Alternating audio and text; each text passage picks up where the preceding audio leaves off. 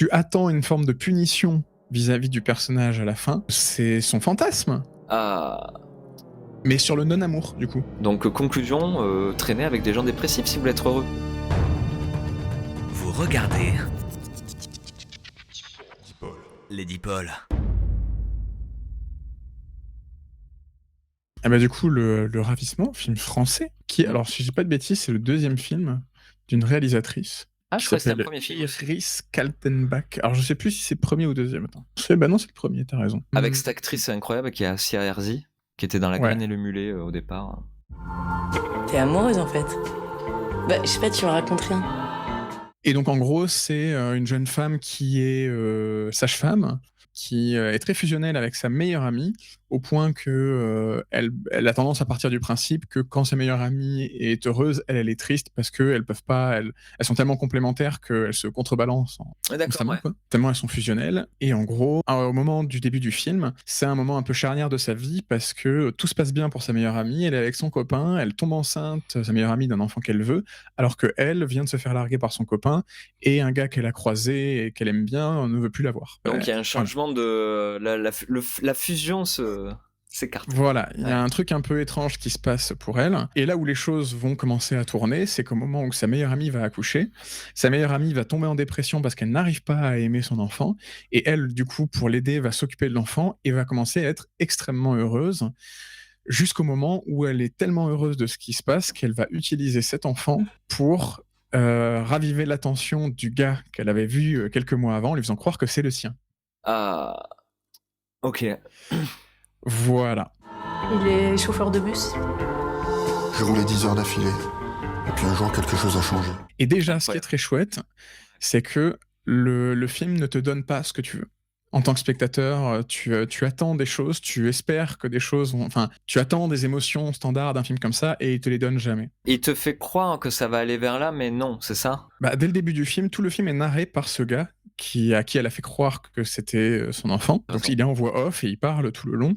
Et très rapidement, il t'explique qu'il y a eu un procès, quelque chose. Donc tu te doutes ok. que c'est quelque chose de grave qui est arrivé, et toute la question c'est qu'est-ce qui va se passer, etc. Donc le film joue déjà tout le long sur j'espère que c'est pas ça, j'espère que c'est pas ça. Et bien évidemment, c'est ça qui va... Enfin, tu te doutes de ce qui va arriver. Le film n'est pas surprenant à ce niveau-là, mais ce qui est intéressant, c'est par quoi tu passes pour en arriver là. Toutes les différentes scènes, et il joue avec cette émotion de ce que tu ne veux pas voir et qui va quand même se passer. Et sans dire exactement ce qui se passe à la fin, tu attends une forme de punition vis-à-vis du personnage à la fin, et le film se termine avec un comportement complètement irrationnel de l'un des personnages Ok. qui va à l'encontre de ce que tu attends et de ce que tu espères. Comme si le film te disait la vie c'est plus compliqué que ça en fait. Donc il te donne pas l'émotion, ça se termine pas bien comme la morale voudrait que ça se termine.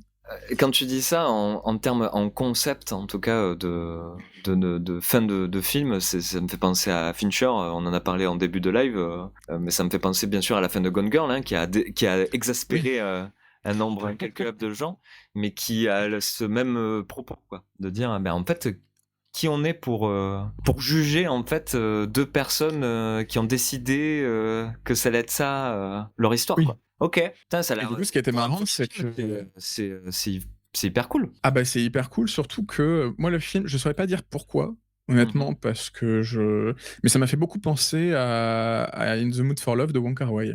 Dans une forme de film lancinant, brumeux et mais sur le non-amour du coup. Oui, c'est ça, du coup. Sur une forme de solitude et de non-amour, parce que du coup, le personnage principal se retrouve renfermé très rapidement, même par la ville, par Paris, qui l'oppresse, où elle est seule, elle est dans un métier du coup où elle donne la vie et elle voit des gens heureux, et elle est toute seule face à ça, donc ça crée même aussi un rapport vis-à-vis de la maternité que le personnage peut avoir. J'ai pas de famille. Ma seule famille, c'est mon ami Salomé. Donc ouais, très très intéressant, et surtout ce que je trouve hyper chouette, c'est d'avoir ce portrait de femme écrit et réalisé par une femme, et qui est un portrait au final beaucoup plus dérangeant et subtil que ce que tu voudrais. Tu voudrais que comme ce soit une femme, on te fasse un joli portrait de femme, un truc très... Je vais t'aider, c'est pas complaisant, quoi. C'est pas un regard complaisant sur son propre... Pas genre, du tout. on va dire. Et ça, justement, ça joue sur sur qu'est-ce qui peut pousser. Le film est très humain au final, mais du coup sur son aspect dérangeant aussi, c'est-à-dire qu'est-ce qui peut pousser une femme à faire ce genre de choses sans non plus qu'on en fasse un monstre complètement dénué d'émotions. Ouais. Et en même temps, on te montre le regard des gens sur elle, comment tout ça est interprété. Et aussi, truc que j'ai pas dit, mais c'est que comme le film est narré par, ce gars tout le long, mais du coup, c'est que tu comprends très rapidement que ce qu'on te montre, c'est son fantasme. En fait, il le dit lui-même, il essaye en fait, après ce fameux procès, il essaye en fait de recoller les morceaux pour essayer de comprendre qui était la fille qu'il a eue devant lui pendant des mois et qui ne comprend pas du coup. Mais c'est Donc, ce hyper que tu comprends, c'est qu'on te montre un fantasme de ce que cette femme était peut-être Mais c'est- et le choix que lui a décidé de faire. C'est-à-dire que c'est sa vision à lui et donc du coup, il y a qui un essaye regard d'être un peut-être. j'imagine qui essaye d'être un mec déconstruit en plus, qui essaye mais qui peut pas s'empêcher quand même d'avoir des petits quand je dis essayer d'être un mec déconstruit, qui essaye de pas la mettre dans un carcan de folle hystérique comme on pourrait C'est ça. le faire avec un regard masculin.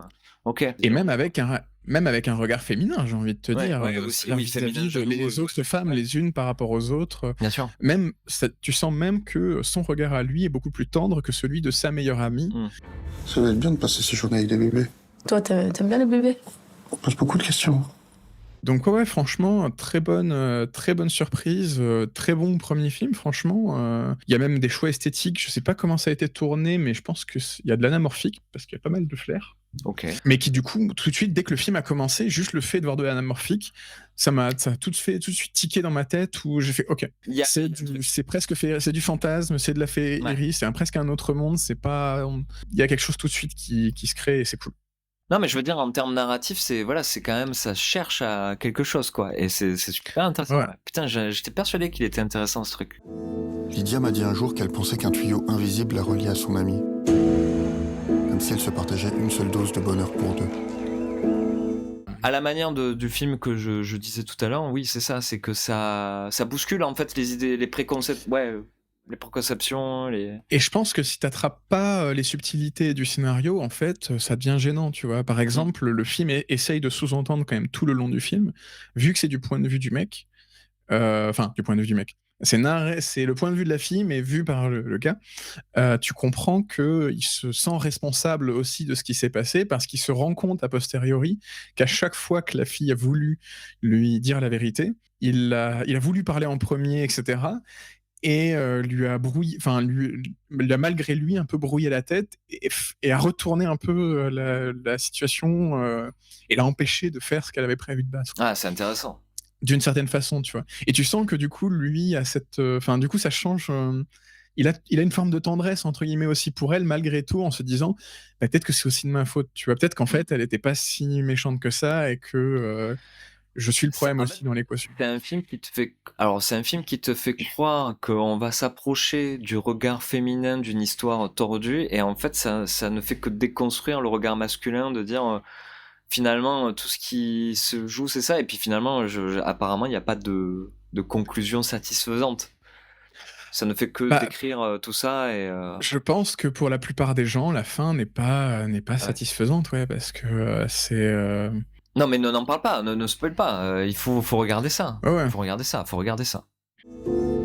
Si Salomé allait vivre, comme certains l'affirment, le plus beau jour de sa vie, qu'allait-il se passer pour elle? Donc ouais, je conseille, hein, franchement, c'est...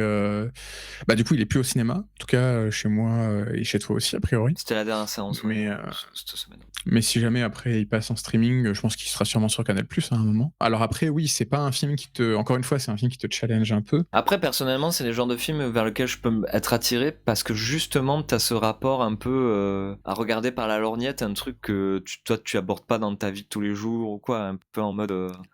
Ah, c'est intéressant comment ces humains ils font. Un peu comme je vais pas dire un documentaire animalier, mais tu vois, un truc vraiment de genre, ok, c'est quoi la logique de ces personnages Mais tu vois, déjà, rien que le point de départ, je trouve ça hyper intéressant parce que c'est quelque chose que j'ai connu. Ouais. Ce point de départ où, parce que c'est justement ce personnage d'homme qui explique que cette fille lui avait dit que avec sa meilleure amie, elle n'arrivait jamais à être heureuse en même temps, qu'elle était toujours en train de se contrebalancer, quoi. C'est vendu sous un prisme de presque de connexion mystique, mais en fait, c'est pas du tout ça. C'est juste que ce personnage est dépressif et il sait pas comment l'exprimer. Donc, conclusion, traînez avec des gens dépressifs si vous voulez être heureux.